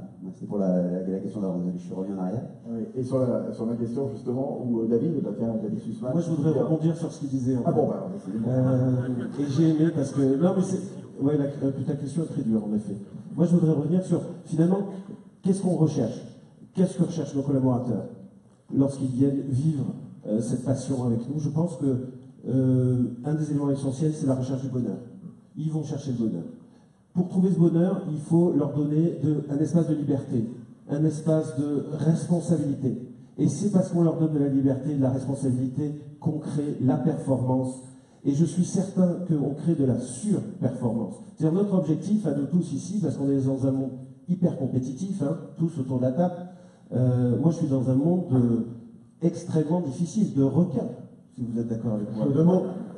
Et donc, justement, on est obligé d'amener autre chose dans ce monde hyper compétitif. Et je crois que c'est justement amener de la liberté, de la responsabilité aux collaborateurs. Alors nous, on a fait 4 choses que je voudrais rapidement mentionner qui me paraissent importantes de partager avec vous, et on les a fait, on ne savait pas qu'on allait le faire. Hein. La première chose, on a défini les valeurs, tous ensemble, en co-construction. On a défini 7 valeurs, tous ensemble, et ça a été ensuite inscrit dans le marbre. À partir du moment où un seafood lover, parce qu'on s'appelle les seafood lovers, on s'appelle les talents, on s'appelle les associés, on ne parle pas de salariés, de choses comme ça, pour moi c'est des mots dont je ne peux parler. D'ailleurs, on ne parle pas de ressources humaines, parce que ressources informatiques, donc on a créé les Human Happiness, d'accord, département HH, et certainement pas de ressources humaines. Je proscris ce mot et je pense qu'il aura tendance, vous verrez, à disparaître avec les années, parce que le discours que je tiens, qui est ce que j'ai pu écouter, est de plus en plus aujourd'hui transmis. Donc, là, une fois qu'on a fait les valeurs, tous ensemble, on a travaillé sur le why, le pourquoi. On fait ce qu'on fait tous les jours. Pourquoi on va faire du commerce équitable de produits de la mer? Compliqué quand même comme question. Le why, c'est pas ce qu'on fait, c'est pas comment on fait, c'est pourquoi on le fait. Et le pourquoi, on peut bosser quand même de longues journées avec vos équipes sur ce. Mais c'est absolument fondamental pourquoi on fait ce boulot, pourquoi on se lève le matin, pourquoi on court à l'entreprise. Donc nous, c'était 3 mots-clés que, messieurs, vous avez notamment indiqués. C'était la famille, la passion et l'excellence. Alors, la famille, ça aurait été par exemple typiquement un mot que je n'aurais pas employé. Comme moi j'ai une boîte avec, on parle 14 langues, on a une dizaine ou plus de nationalités, on a retrouvé cette notion de famille qu'on retrouve particulièrement en Afrique ou en Asie par exemple. C'est pas un mot qu'on ose utiliser en France. On ne parle pas de famille, parce qu'à ce moment-là, on va vous parler de patriarche, on va vous sortir des mots, vous savez. Alors que moi, je pense qu'avoir un esprit de famille et justement gérer son entreprise aussi comme une famille, sans cette notion de notion de patriarchie, crée une entreprise qui justement surperforme. La troisième chose, c'est les engagements vis-à-vis de l'extérieur. C'est fondamental de s'engager, d'annoncer ce qu'on va faire. On parle d'éthique, on l'écrit, on démontre pourquoi, systématiquement. Donc s'engager, et ça on le retrouve, c'est vos sites internet, c'est vos contrats, etc., vous engagez vis-à-vis de l'extérieur. Et finalement, c'est cette notion de co-construction d'un objectif, plus précisément à 10 ans. Et nous, là, je voudrais en profiter pour parler de mécénat, quelques secondes. Pour nous, il y a quelque chose qui est venu naturellement avec le temps. Bon, une fois qu'une entreprise est performante, c'est super. Une fois qu'on se met à gagner de l'argent, c'est parfait. Une fois qu'on met en place un gros intéressement dans l'entreprise, évidemment, il faut le mettre en place. Moi, je fais la promotion. Je pense que toutes les entreprises doivent mettre en place de l'intéressement ou de la participation parce que ça colmate, ça crée cet esprit. C'est pas que des mots, du coup, là, soyons concrets. Et typiquement, moi, je pense qu'il faut faire entre 10 et 25% de son résultat en intéressement. D'accord? J'annonce des chiffres. Et nous faisons aussi des actions de mécénat. Et puis, en général, d'ailleurs, en France, on en parle assez peu. On va faire des actions, on va donner de l'argent, on va faire des virements, on va faire des dons. Personne ne le dit, personne ne le fait. Moi, je pense qu'il faut le dire et qu'il faut le faire, pour plusieurs raisons. La première raison, c'est que la planète en a grand besoin. L'humanité en a grand besoin. Mais la planète est en danger aujourd'hui. Moi, je le vis tous les jours parce que je travaille donc dans tous les océans. Je rappelle que les océans, c'est 97% de la biosphère. C'est-à-dire la vie, elle vient avant tout des océans. Autre point absolument fabuleux, dans les océans, c'est 90% des espèces sont encore à découvrir. 9 espèces sur 10. Donc c'est une chance formidable pour l'humanité. Mais c'est aussi une chance formidable pour le commerçant que je suis aujourd'hui. Bien, une fois que je dis ça, c'est pour vous faire sourire aussi, parce que quand même en sourire. Mais une fois que je dis ça, parce que la planète est en danger, parce que on nous parle de réchauffement climatique et autres, c'est réel, c'est concret. Les poissons, moi je vois les grands poissons évoluer, je vois les pêcheries dans le monde évoluer. Et c'est pas uniquement dû à la surpêche, c'est dû au réchauffement climatique. Donc je pense qu'on doit tous s'engager. La blue economy, la green economy et autres, c'est une réalité. Ce que dit Olivier, il était précurseur, c'est fondamental. Écoutez Olivier, lisez Gunther Pauli et engageons-nous. Et nous, à ce titre, donc, ce qu'on a essayé de faire, c'est créer une fondation. On a appelé ça la fondation Pur Océan, pur-océan.org. On en a fait le lancement il y a quelques jours. C'est 2 ans et demi de travail. Et là, on a décidé de s'engager, non pas nous, uniquement Sifoudia. C'est pas la fondation Sifoudia, d'ailleurs, c'était une initiative personnelle. Et c'était de dire, nous allons créer une fondation avec notre industrie pour préserver les écosystèmes fragiles et la biodiversité à travers des projets innovants. Et lever 1 million d'euros. Pour parler chiffres, on a mis 150 000 euros pour amorcer la pompe. Je suis aujourd'hui, je pense, à 400 000 euros et j'ai les plus grosses conserveries du monde, pêcheries et autres, qui sont en train de nous rejoindre. Avec notre 1 million d'euros, on va essayer de sauver et à notre niveau faire des choses. Je crois qu'aujourd'hui, il y a des gens qui parlent, tout le monde est conscient, il y a des gens qui font. Moi, j'ai pris un engagement personnel pour changer les choses et j'aimerais vous faire tous réfléchir à ça aussi. Qu'est-ce que vous avez fait aujourd'hui? Les gobelets en plastique, c'est fini. Les canettes en plastique, c'est fini. La voiture électrique, c'est évident. Un potager chez vous, c'est évident. Il faut changer les choses. Et ce n'est pas une histoire de parti politique. C'est juste il faut prendre conscience pour les générations futures qu'il faut changer les choses et il y a urgence d'agir. Voilà l'appel qui est lancé donc par David Sussman. Oui, Mourad Boudjelal, pardon. Juste à dire, après je dirai rien. J'avais 3 choses à dire. La première, qui n'est pas par rapport, c'est on dit famille, c'est moi le premier qui a pris le mot pour les entreprises. Après, il ne faut pas oublier la réalité des choses. Si on est tous là au même endroit, à un moment donné, c'est parce qu'il y a une fiche de paye. Il ne faut pas l'oublier. Et donc, moi, j'ai eu des principes dans mes entreprises. J'ai des gens qui travaillent avec moi depuis 20, 25 ans. Je vous vois toujours les femmes, qui vous voient aussi. C'est une forme de respect. Je tutoie les garçons qui me tutoient. Mais je dis toujours, on ne se fait pas la bise parce que si un jour, par hasard, on est au prud'homme, est-ce que tu me feras la bise avant d'entrer au prud'homme? Ce sera plutôt compliqué, quoi. Voilà. Donc il y a quand même une relation qui existe, qui est contractuelle, mais ça n'empêche que quand on en a parlé, on peut passer à autre chose. Et vouloir la cacher, c'est pas très bon pour moi. Voilà. Donc faire comme tout, c'est un peu comme ces magasins qui font croire qu'il y a une ambiance, qu'il y a ci, qu'il y a ça, mais on passe à la caisse quand même, quoi. Et des fois on y passe de façon plus douloureuse que ceux où c'est clairement affiché. Ce que je disais, il y a le carnet de commande à la fin, toujours, bien sûr. Toujours. Bon, et moi j'avais 2 choses à dire. La première, c'est, et là je pouvais le faire parce qu'on est dans une relation où il y avait une relation d'argent, mais qui était pas égalitaire, parce que l'argent, les joueurs que j'ai, ils peuvent aller dans n'importe quel autre club. Donc là, on a une relation assez égalitaire. On est plutôt demandeur que demandé. Moi, j'ai conçu mon club, et c'est le message de l'entreprise. Je suis dans une ville qui s'appelle Toulon, qui a une histoire, qui a un port qui est ouvert sur le monde, mais qui a aussi une histoire. Et j'ai conçu mon club, et je vous donnais le secret de la réussite de ce club, un peu comme un aéroport. Mon entreprise, c'est prendre des gens qui viennent du monde entier, qui ne parlent pas la même langue, et c'est de leur dire, on est plus proche de quelqu'un qui est né à 10 000 km, avec qui on va vivre les mêmes émotions, que d'un voisin qui habite à 500 mètres, qu'on ne rencontrera jamais, dont on se fout complètement. Que la latitude et la longitude sur laquelle on est né, sur cette planète, n'est pas très importante. Ce qui est important, ce sont les émotions que nous partageons. Et on a créé une histoire ensemble avec des gens qui étaient totalement différents, qui ne parlaient pas la même langue des fois, qui ont eu des enfants à Toulon. Puis ces gens, comme dans un aéroport, sont repartis. Certains sont restés vivre à Toulon ou ailleurs. Et puis, pour ceux qui sont rentrés en Australie ou en Nouvelle-Zélande, ils ont un gamin, il a marqué sur son passeport « né à Toulon ». Et je me dis qu'un jour, le gamin lui dira « Pourquoi je suis né à Toulon ?» Et là, il lui dira « Assieds-toi, c'est une longue histoire ». Ça, c'est la philosophie. Et puis la deuxième chose que je voudrais, c'est que moi, j'adhère totalement au concept de fondation et de données. suis plus mitigé sur le mécénat. Mais moi, je suis en train de créer une fondation où le rôle d'une entreprise, à travers le rugby, et où il fallu d'expliquer à des jeunes qui sont un peu en perdition et en perte d'idéal, que le rugby apporte des valeurs qui sont très importantes. La première, c'est la défense d'un maillot, qu'on peut assimiler à la défense d'un drapeau. La deuxième, c'est le respect de l'arbitre, qu'on peut assimiler au respect des lois et des règlements. La troisième, c'est le vivre ensemble, c'est le collectif. C'est savoir que seul on n'est rien, c'est la base du rugby, ensemble on peut faire beaucoup. Et la quatrième, c'est l'ambition. L'ambition de gagner, la compétitivité. Et nous, ce qu'on essaie aujourd'hui, à travers beaucoup d'actions que nous menons, c'est dans des endroits un peu abandonnés par la République et laissés aux mains des charlatans, ben c'est de redonner ces valeurs et cet idéal à des gamins qui en ont plus, qui n'ont plus de point de repère. Parce que si les entreprises n'ont pas fait leur boulot, voilà. Parce que ne rêvez pas, il y a une réalité. Si les CV étaient anonymes, il y a peut-être des gens qui auraient trouvé du boulot et qui n'en ont pas trouvé aujourd'hui. Et ça, c'est une réalité. Et donc, nous, on essaie, à travers le sport, de remettre ces valeurs-là en place, où le seul critère de choix soit la compétence. Et ce n'est pas tous les jours le cas.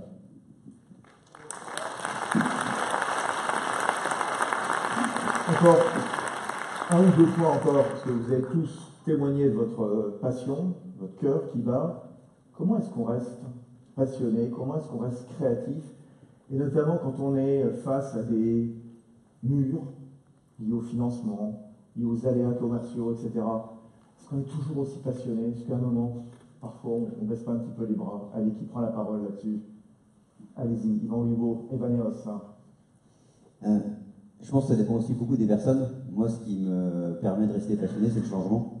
Donc, c'est toujours être en évolution, me remettre en question. Donc, chez Vaneos, je change très souvent de rôle. J'ai changé c'était annoncé il y a quelques semaines.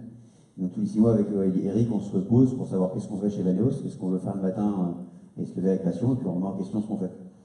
Et à partir de ça, en fait, tous les obstacles, je pense que vraiment les obstacles de la créativité, il y a beaucoup de livres qui ont été écrits là-dessus, c'est très proche, c'est pas du tout opposé. Je pense que les artistes les plus créatifs se sont mis eux-mêmes des contraintes pour réussir à créer encore plus. Donc nous, on nous a toujours dit, il y a eu la crise, c'est le monde du tourisme, c'est compliqué. On est en 2009, donc on est exactement dans plein cœur de la crise. Donc on ne sait pas ce que c'est hors crise en fait. Et je pense que c'est les contraintes qu'on a eues qui nous ont permis de penser différemment et de créer différemment. Donc j'aurais 2 réponses. Un, les contraintes, je pense que c'est ça qui permet de créer. Et 2, je pense que l'évolution et le fait de se remettre en question en permanence, c'est ça qui permet qui moi me permet de me lever tous les matins avec passion. Charlotte Journeau-Bord, Wishiban. Alors, en fait, moi, je pense que c'est justement parce qu'on est passionné qu'on arrive à continuer de créer et à trouver des solutions. Parce qu'en fait, il y a des moments dans une vie d'entreprise et surtout quand c'est le début, quand on essaie, quand on n'arrive pas, quand on se rend compte que c'est difficile de satisfaire ses clients, que c'est difficile de satisfaire des investisseurs, qu'on se demande comment on va faire pour payer les gens qui travaillent avec nous et que c'est notre responsabilité de les payer et de faire en sorte que à la fin du mois, tout se passe bien pour eux. Et en fait, c'est la passion qui fait que, moi personnellement, c'est la passion qui m'a donné toujours la force de travailler encore plus et d'essayer. C'est parce que je voulais rendre mes clients heureux que j'ai pris certaines décisions et peut-être que j'ai eu de la chance, je sais pas. Mais en tous les cas, c'est en essayant de faire bien que j'ai réussi à continuer à surmonter tout ça. Olivier Bossan, l'Occitane, un mot s'il vous plaît. Mais en fait, on touche au cœur même du problème du créateur d'entreprise. C'est-à-dire que c'est l'argent. L'argent, c'est un moteur qui emmène aussi, qui est tellement nécessaire avec des entreprises, même si elles ont des passions, des bonnes idées, le manque d'argent peut faire aussi qu'une entreprise se casse le nez. Moi, quand j'ai créé mon entreprise, j'avais 23 ans, j'étais étudiant en fac de lettres à Aix-en-Provence, donc je n'étais pas du tout dans le monde du business. J'ai toujours été confronté, je n'avais pas d'argent du tout, donc et j'ai toujours été confronté à la recherche d'argent. Alors, recherche d'argent, ça emmène aussi à savoir qu'à un moment, on peut perdre une entreprise. Quand on avait créé l'entreprise de Petit Marseillais, que tout le monde connaît aujourd'hui, à un moment, on était obligé de la revendre à Johnson & Johnson parce que il n'y avait pas moyen de pouvoir faire monter, garder des entreprises. Moi, j'ai perdu la majorité même de l'Occitane parce que j'avais besoin de faire rentrer des capitaux. Je crois qu'on est maintenant, c'est vrai qu'avec le temps, on est plus à l'aise et là, je ne recherche plus, moi, de partenaires, mais le nœud au ventre, l'angoisse, payer les salaires, payer l'URSSAF, jouer à traîner pour payer sa TVA et se tromper de chèque, d'envoyer le chèque à l'URSSAF, de l'envoyer au fisc, etc.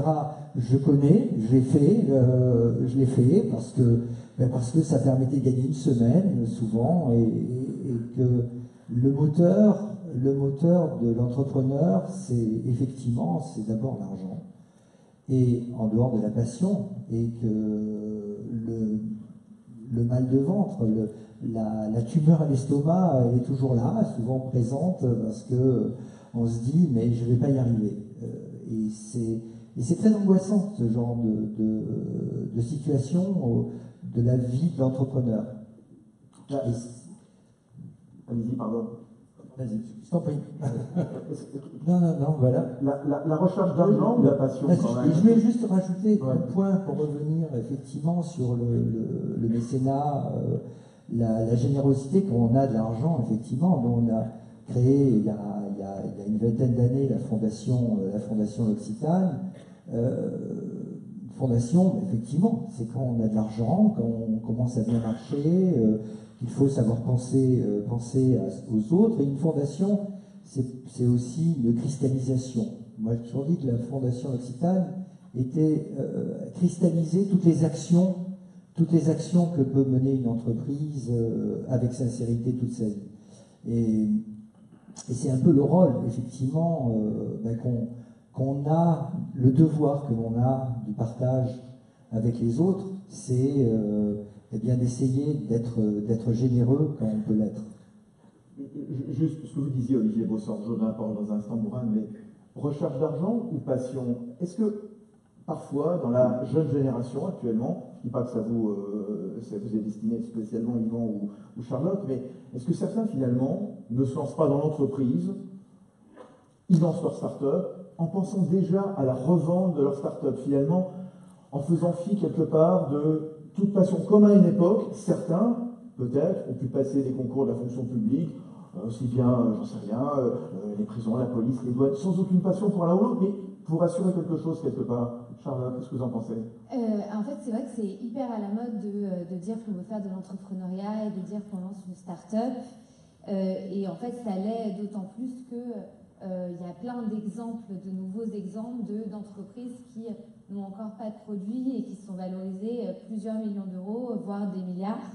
Et puis cette bulle autour des levées de fonds où en fait, moi pour avoir des amis qui ont des startups qui marchent vraiment bien, c'est vrai que parfois dans notre génération, j'ai l'impression que quand on lance une boîte, on parle beaucoup de combien tu as levé ou combien tu veux lever et on parle moins de combien tu fais de chiffre d'affaires, combien tu as de clients et en fait on se rend compte que souvent combien tu as levé c'est hyper décorrélé de combien tu fais de chiffre d'affaires, ce qui est totalement nouveau parce que je pense qu'il y a 30 ans par exemple, moi mes grands-parents ils n'ont jamais ouvert une entreprise qui n'était pas rentable, enfin je veux dire personne ne faisait ça.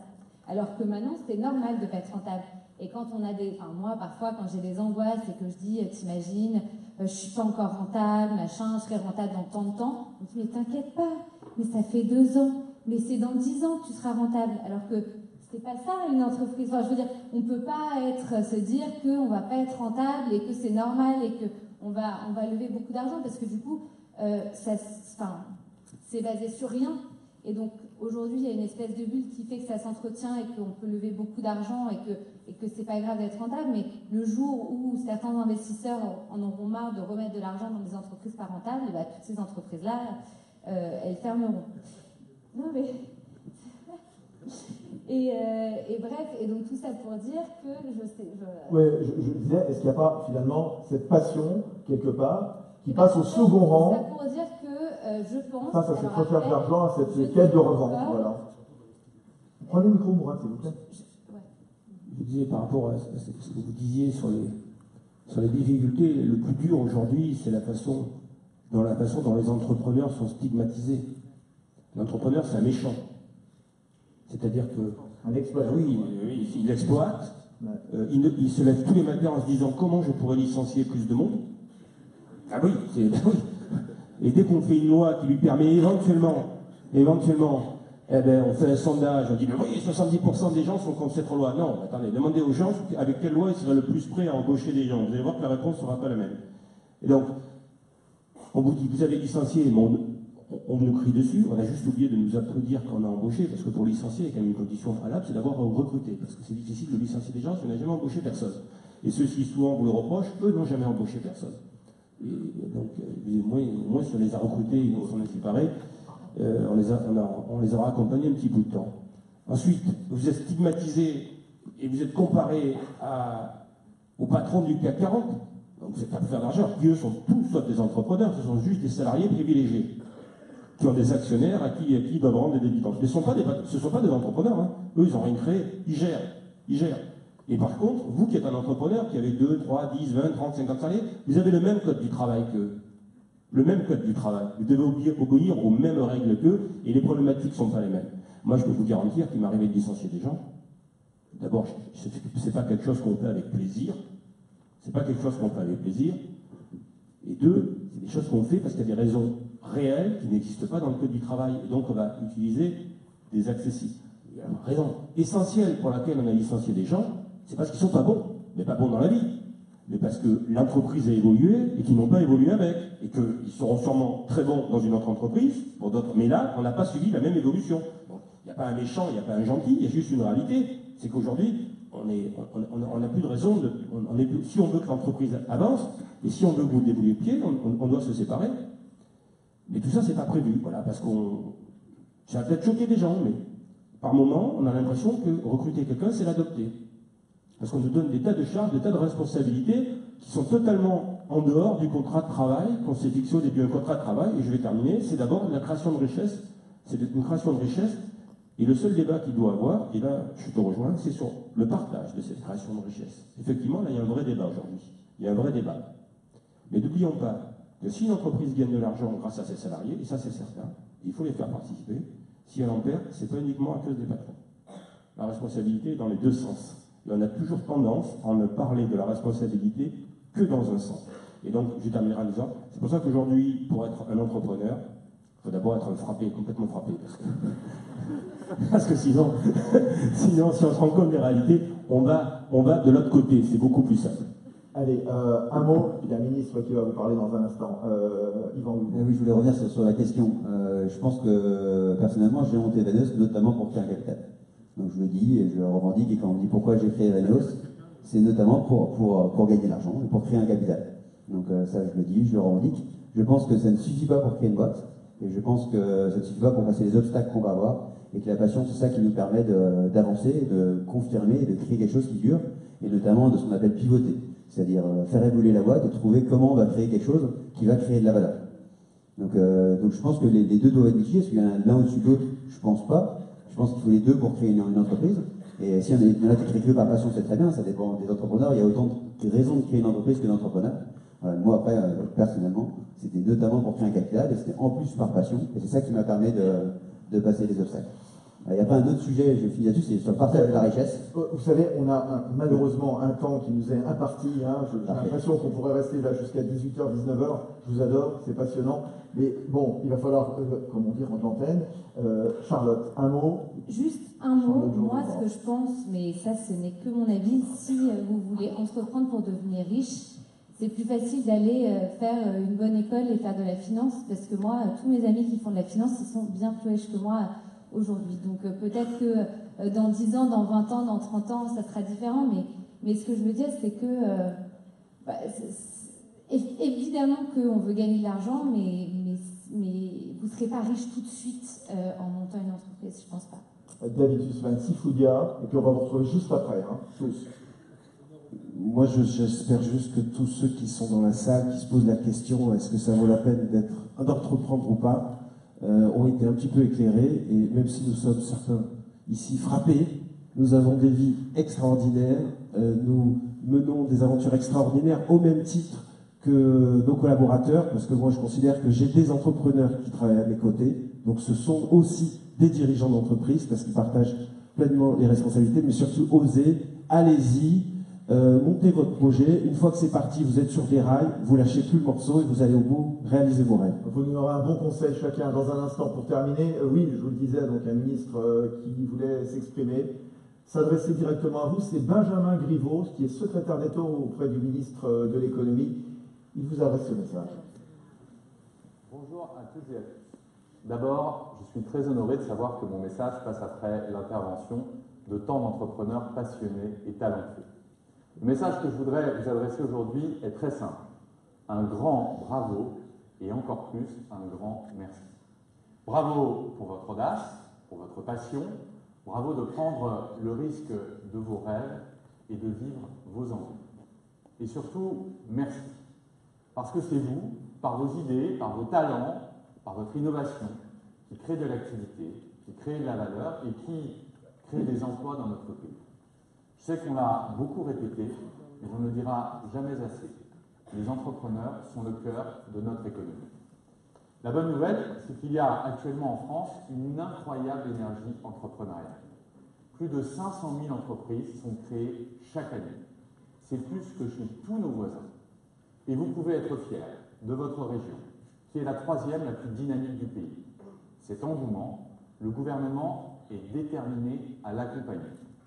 Concrètement, que va-t-on faire?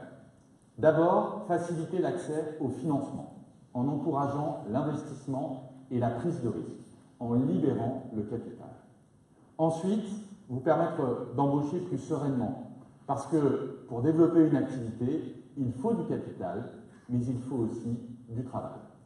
Troisièmement, mieux vous protéger, parce que ce n'est pas juste que ceux qui prennent le plus de risques soient aussi les moins bien couverts. Enfin, vous simplifiez la vie, pour que vous puissiez vous consacrer à 100% à votre entreprise. Notre objectif est clair, vous donner les moyens de grandir à la hauteur de vos ambitions et susciter l'envie, chez d'autres, encore, de sauter le pas et de se lancer dans l'aventure. Vous êtes l'avenir de notre pays, la France compte sur vous et soyez sûrs que vous pouvez compter sur nous. Bonne journée à toutes et à tous et à très bientôt. Voilà, journée qui n'est pas finie. Merci à Benjamin Griveaux, donc secrétaire d'État auprès du ministre de l'économie. Oui, avant de nous quitter, justement, donc vous, hommes et femmes passionnés, le conseil à donner à tous ceux et toutes celles qui sont en face de vous. Est-ce que vous pensez que, par exemple, seuls les passionnés s'en sortiront? Allez, on commence. En partant du bout. Yvan Wibo, Evaneos. Je vais répéter ce que j'ai dit tout à l'heure. Pour moi, c'est la passion. Il faut faire le premier pas et agir pour passer à l'action. Ça, on peut commencer dès demain. Réfléchissez au premier petit pas qui va vous permettre de rentrer dans le concret, aller voir vos clients, faire quelque chose. Julia Samut. Je rejoins complètement cette phrase parce que la passion et l'action, et puis de toute façon, c'est sûr qu'on ne sera pas milliardaire tout de suite, voire pas du tout, mais la passion, ça permet d'avoir une belle vie quand même dans l'entrepreneuriat, donc c'est pas mal. Olivier Bossan. Moi, je dirais, lorsque tu as un sou, mets-le dans ta boîte. Lorsque tu es entrepreneur, bien sûr. C'est court, c'est bien, c'est précis. Mourad Boudjelal. D'abord, si vous êtes là comme la passion de l'entreprise, c'est que c'est une maladie contagieuse, donc je pense que vous êtes déjà contaminé, ça c'est clair. Non, moi, le conseil que j'ai à vous donner, si vous avez votre entreprise ou si vous avez la montée, c'est la priorisation des choses. Voilà. C'est d'abord, c'est à une belle échelle, on s'occupe de ce qui est important, même si émotionnellement, des fois, c'est moins fort que des choses anecdotiques. Parce que le temps qu'on consacre aux choses importantes, si le temps est réparti de façon équitable, on aura forcément des choses importantes dont on ne se sera pas occupé. Donc priorisation des problèmes, toujours dans le bon sens, du plus grave au moins grave. Voilà, et si c'est une maladie contagieuse, ne vous faites pas vacciner là pour le coup. Charlotte Journobord. Non mais tout ça c'est très vrai. Moi je pense que, si je pouvais donner un conseil, ce serait faites ce que vous aimez, essayez de le faire bien. Testez, si ça ne marche pas, recommencez et améliorer ce que vous faites. Et essayez de tenir comme ça le plus longtemps possible. Allez, David Sussman, le mot de la fin. Lancez-vous dans la green, blue économie évidemment, parce qu'il y a du business partout et que vous y trouverez du sens. Et mettez-vous un motto, moi j'avais mis un motto, c'était Never Give Up. Ne jamais abandonner parce que ça va être dur et encore plus dur que ce que vous pouvez imaginer. Bon courage à tous. Merci beaucoup, merci à vous tous. Merci à David Sussman, le fondateur de Cyclubia. Charlotte Journobord, donc Wishiban, son application. Bonne chance en Coupe d'Europe à Mourad Boudjelal pour le Racing Club de Toulon, donc le week-end prochain. Olivier Bossan à la tête de l'Occitane et puis plein d'autres choses.